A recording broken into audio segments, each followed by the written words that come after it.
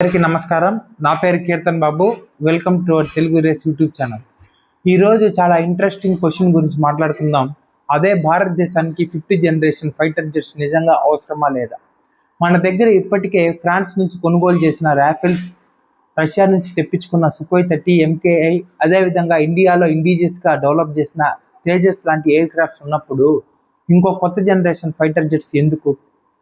ముందుగా అసలు 5th generation fighter jets అంటే ఏంటో తెలుసుకుందాం. సింపుల్గా చెప్పాలంటే ఇవి కేవలం ఫైటర్ జెట్స్ మాత్రమే కాదు, ఫ్లయింగ్ సూపర్ కంప్యూటర్స్. వీటిలో స్టెల్త్ టెక్నాలజీ ఉంటుంది. అంటే ఎనిమీ రాడార్స్కి సులభంగా కనిపించవు advanced sensors, artificial intelligence support, data fusion, network warfare capabilities ఉంటాయి. సింపుల్గా చెప్పాలంటే మనము ఎనిమీని చూడగలం, కానీ ఎనిమీ మనల్ని చూడలేడు. ఇప్పుడు ప్రపంచంలో 5th జనరేషన్ ఫైటర్ జెట్స్ ఉన్న కొన్ని దేశాల గురించి తెలుసుకుందాం. యుఎస్ఏలో already F-22 Raptor, F-35 Lightning, China దగ్గర J-20, J-35, రష్యా దగ్గర సుఖోయ్ 57 అనే ఆల్రెడీ విమానాలు అయితే ఉన్నాయి. ఇప్పుడు ఇంకో ముఖ్యమైన విషయం ఏమంటే చైనా తన J-35 ఫైటర్స్ యొక్క ఎక్స్పోర్ట్ వర్షన్ను పాకిస్తాన్కి ఇవ్వచ్చునని రిపోర్ట్స్ కూడా వస్తున్నాయి. ఒకవేళ పాకిస్తాన్ కూడా స్టెల్త్ ఫైటర్స్ ఆపరేట్ చేయడం ప్రారంభిస్తే ఇండియా మీద ప్రెజర్ మరింత పెరిగే అవకాశం ఉంటుంది. ఇండియాకి 5th జనరేషన్ ఫైటర్స్ ఎందుకంటే మనకి 2 సెన్సిటివ్ బార్డర్స్ ఉన్నాయి. ఒకవైపు చైనా, మరోవైపు పాకిస్తాన్. ఫ్యూచర్ వార్స్ కేవలం గన్స్, ట్యాంక్స్, మిసైల్స్ జరగవు. Information dominance, stealth technology, electronic warfare, artificial ఇంటెలిజెన్స్లో జరుగుతాయి. అందుకే నెక్స్ట్ 30 yearsని దృష్టిలో పెట్టుకొని ఇండియా ఫ్యూచర్ రెడీ కావాలి. కానీ ఇక్కడ ఇంకొక పెద్ద ప్రశ్న ఏంటంటే ఎందుకు ఇండియా తన సొంత 5th ఫైటర్ జనరేషన్ జెట్ అనేది తయారు చేసుకోలేకపోతుంది? దీనికి ప్రధాన కారణం ఎయిర్ క్రాఫ్ట్ కాదు ఫ్రెండ్స్, ఇంజన్. అవును, నిజంగా ఇంజనే. ఫైటర్ జెట్ తయారు చేయడం చాలా సులువే, కానీ ఫైటర్ జెట్ ఇంజన్ తయారు చేయడం చాలా కష్టం. చాలామంది అడుగుతారు, మన ఇస్రో ఆల్రెడీ మన రాకెట్ ఇంజన్ని తయారు చేస్తున్నాం కదా, మరి ఫైటర్ జెట్స్ని ఎందుకు తయారు చేయలేకపోతున్నాం? ఇక్కడే అసలైన ట్విస్ట్ ఉంది. రాకెట్ ఇంజన్ కొన్ని నిమిషాలు పనిచేస్తే సరిపోతుంది, కానీ ఫైటర్ జెట్ ఇంజన్ మాత్రం వేల గంటలు ఎక్స్ట్రీమ్ టెంపరేచర్లో పనిచేయాలి. జెట్ ఇంజన్లో కొన్ని భాగాలు 1500 నుంచి 1800 degrees Celsius వరకు వేడెక్కుతాయి. అది కొన్ని లోహాల్ని కరిగించే టెంపరేచర్ కంటే ఎక్కువే. అయినా ఇంజన్ పాడవకుండా పనిచేయాలి. అందుకే ప్రపంచంలో ఫైటర్ జెట్ ఇంజన్స్ తయారు చేయగల సామర్థ్యం ఉన్న దేశాలు చాలా తక్కువ. అందులో ముఖ్యమైనవి Russia, USA, China, France and UK. వీటికి కూడా ఈ టెక్నాలజీ డెవలప్ చేయడానికి కొన్ని దశాబ్దాలు, డెకేడ్స్ పట్టాయి. ఇండియా కూడా ప్రయత్నించింది. 1990లో కావేరీ ఇంజన్ ప్రాజెక్ట్ ద్వారా తేజస్ ఇండిజియస్ ఫైటర్ జెట్కి ఇండియా ఇంజన్ని ఇవ్వడం దీని యొక్క లక్ష్యం. కానీ రిక్వైర్డ్ టెస్ట్ రాకపోవడం, వెయిట్ ఎక్కువగా ఉండడం, హై టెంపరేచర్ మెటీరియల్స్ టెక్నాలజీలో ఛాలెంజెస్ రావడం వల్ల ఈ ప్రాజెక్ట్ తన లక్ష్యాన్ని పూర్తి చేసుకోలేకపోయింది. అయినా కావేరీ ప్రాజెక్ట్ ద్వారా ఇండియా చాలా వాల్యుబుల్ నాలెడ్జ్ని సంపాదించుకుంది.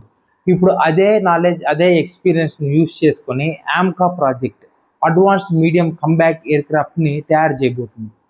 ఇప్పుడు ఇంకొక ప్రశ్న ఏంటంటే ఫ్రెండ్స్, సరే మనం తయారు చేసుకోలేకపోతే యుఎస్ఏ లేదా రష్యా దగ్గర కొన్ని ఎయిర్ క్రాఫ్ట్స్ 5th జనరేషన్ టెక్నాలజీవి తీసుకుంటే సరిపోతుంది కదా అని. వినడానికి ఈజీ సొల్యూషన్ లాగా ఉంటుంది, కానీ ఇక్కడే పెద్ద సమస్య ఉంది. ఎయిర్ క్రాఫ్ట్ని కొనొచ్చు, కానీ టెక్నాలజీని కొనలేం. ఎందుకంటే ఏ దేశం కూడా తన మోస్ట్ సెన్సిటివ్ మిలిటరీ టెక్నాలజీని పూర్తిగా షేర్ చేయదు. అవి source code, mission computer, stealth material, electronic warfare సిస్టమ్స్ని ఇవన్నీ పూర్తిగా ఇవ్వడం చాలా అరుదు. దీంతో ఇంకొక సమస్య ఏంటంటే మనం ఆల్రెడీ తయారు చేసుకున్న బ్రహ్మోస్, అస్త్ర, రుద్రం వంటి ఇండిజియస్ వెపన్స్ని ఫారిన్ ఎయిర్ క్రాఫ్ట్స్లో ఇంటిగ్రేట్ చేయడం చాలా కష్టం కూడా అవుతుంది. దానికోసం చాలా అప్రూవల్స్ అవసరం. అంటే ఎయిర్ క్రాఫ్ట్ మనదైనా దాని ఎకో సిస్టమ్ మాత్రం మన చేతిలో ఉండకపోవచ్చు. ఇప్పుడు ఇంటర్నెట్లో చాలామంది మాట్లాడే విషయం ఏంటంటే కిల్ స్విచ్. ఎక్కడో ఫారిన్ కంట్రీ వాళ్ళు వాళ్ళ ఎయిర్ క్రాఫ్ట్ని ఎక్కడి నుంచో కిల్ స్విచ్ ద్వారా డిసేబుల్ చేయొచ్చని కొన్ని వార్తలు వస్తున్నాయి. అవి ఎంత మాత్రం నిజం కావచ్చు, మనకి ఎంతవరకు తెలియదు. కానీ ఒక విషయం మాత్రం నిజం ఫ్రెండ్స్, ఏంటంటే software update, spare parts, logistic supports, encryption system విషయంలో సెల్లర్ కంట్రీ ఏదైతే ఉందో దాని మీద మనం 100% డిపెండెన్స్ అయి ఉండాల్సిందే. అందుకే చాలా దేశాలు ఇండిజియస్ టెక్నాలజీ కోసం ప్రయత్నిస్తున్నాయి. ఇప్పుడు F-35 గురించి మాట్లాడితే ఇది ప్రపంచంలోనే అత్యంత అడ్వాన్స్డ్ మరియు బ్యాటిల్ టెస్టెడ్ ఫైటర్స్లో ఒకటి. కానీ 2025లో ఒక బ్రిటిష్ F-35B టెక్నికల్ ఇష్యూ కారణంగా కేరళలోని తిరువనంతపురం ఎయిర్పోర్ట్లో చాలా కాలం నిలిచిపోయింది. దాంతో ప్రపంచవ్యాప్తంగా మిమ్మిస్ కూడా వచ్చాయి. కానీ అదే F-35 విమానంతో ఇజ్రాయిల్ ఇరాన్ మీద కూడా ఎన్నో టార్గెట్స్ని డిస్ట్రాయ్ చేసింది.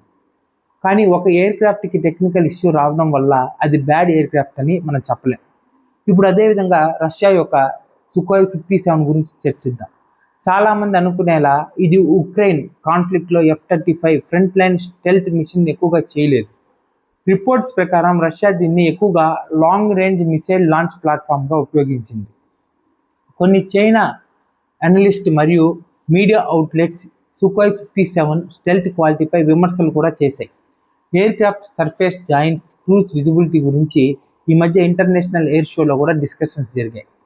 కానీ అసలు స్టెల్త్ పర్ఫార్మెన్స్ ఎంత ఉందో బయట ప్రపంచానికి పూర్తిగా తెలియదు. ఎందుకంటే ఆ సమాచారం అన్ని దేశాలు క్లాసిఫైడ్గా ఉంచుతాయి. ఇప్పుడు అసలు ప్రశ్న ఏంటంటే ఇండియా ఏం చేయాలి? F-35 కొనాలా, Sukhoi 57 కొనాలా, లేదా ఆమ్కే కోసం వెయిట్ చేయాలా? నా అభిప్రాయం ఏంటంటే ఫ్రెండ్స్, షార్ట్ టర్మ్లో ఫారిన్ ఫైటర్స్ కొనడం అవసరం కావచ్చు. ఎందుకంటే ఆల్రెడీ ఎయిర్ ఫోర్స్లో ఎయిర్ క్రాఫ్ట్స్ నెంబర్స్ అనేది చాలా ముఖ్యం. అందులో మనకి చాలా తక్కువ ఉన్నాయి.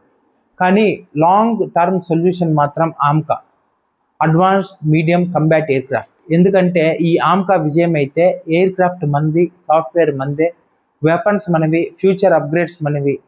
ఇది ఒక స్ట్రాటజిక్ ఇండిపెండెన్స్ లాగా ఉంటుంది. చివరిగా నాదొక విషయం చెప్పాలనుకుంటున్నాను ఫ్రెండ్స్, ఫైటర్ జెట్ కొనడం గొప్ప విషయం కాదు. ఫైటర్ జెట్ టెక్నాలజీ మీద పూర్తి కంట్రోల్ సాధించడం గొప్ప విషయం. అదే నిజమైన ఆత్మనిర్భర్ భారత్. మీ అభిప్రాయం ఏంటి ఫ్రెండ్స్? మీ అభిప్రాయం ఏంటో తప్పకుండా కామెంట్ సెక్షన్లో తెలియజేయండి. ఈ వీడియో కనుక మీకు నచ్చినైతే అందరూ లైక్ చేసి, సబ్స్క్రైబ్ చేసి, షేర్ చేయాల్సిందిగా కోరుతున్నాను. ధన్యవాదాలు. జై హింద్, జై శ్రీరామ్.